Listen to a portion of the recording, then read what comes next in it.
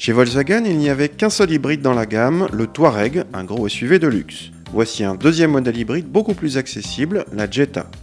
Pour ceux qui ne la connaissent pas, c'est une Golf à coffre, à ceci près qu'elle est basée sur la Golf 6 et non l'actuelle. La Jetta hybride se reconnaît grâce à ses badges et une calandre spécifique.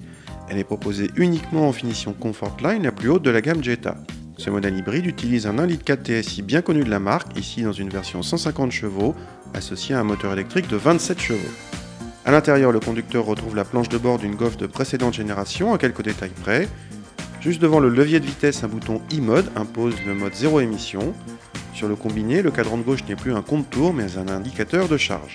À l'arrière, l'espace aux jambes est impressionnant, à tel point que cette Jetta vient presque concurrencer la Passat.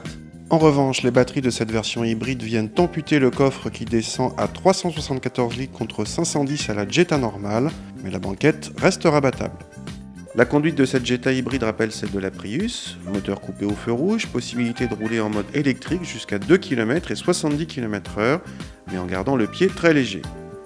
Puis le moteur thermique entre en action et se montre globalement discret. Viennent ensuite les différences. D'une part, la Jetta hybride accélère sensiblement plus fort qu'une Prius, et justement, pendant les phases d'accélération, elle évite l'effet mobilette de la japonaise car elle utilise une boîte DSG qui passe les rapports normalement. Sur route et autoroute, c'est beaucoup plus agréable.